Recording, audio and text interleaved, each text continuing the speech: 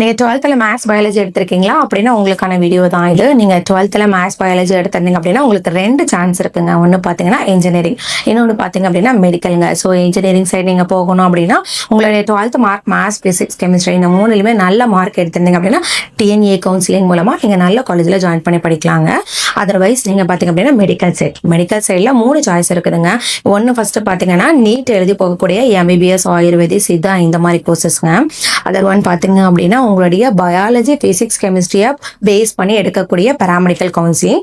So இந்த counselling மூலமாக நீங்கள் ஜாயின் பண்ணி என்னென்ன கோர்ஸ் படிக்கலாம் அப்படின்னா ஆக்குபேஷனல் தெரப்பி, ஃபிசியோதெரப்பி இந்த மாதிரி கோர்சஸ்லாம் நீங்கள் ஜாயின் பண்ணி படிக்கலாங்க. தேர்ட் ஒன் பார்த்தீங்க அப்படின்னா அலைடு ஹெல்த் சயின்ஸ். இந்த அலைடு ஹெல்த் சயின்ஸ்க்குமே நீட் வேணும் அப்படின்னு சொல்லி இந்த வருஷம் அனௌன்ஸ் பண்ணியிருக்காங்க. 12th படித்து முடிச்சுட்டு என்ன கோர்ஸ் பண்ணலாம், என்ன கோர்ஸ் எந்த காலேஜ் பெஸ்ட்டாக இருக்கும், அதுக்கான ஃபீஸ் டீடைல்ஸ் என்ன, கட் ஆஃப் என்ன, இந்த மாதிரி எந்த ஒரு டவுட் இருந்தாலுமே எங்களுக்கு கமெண்ட் செக்ஷனில் கமெண்ட் பண்ணுங்கள்.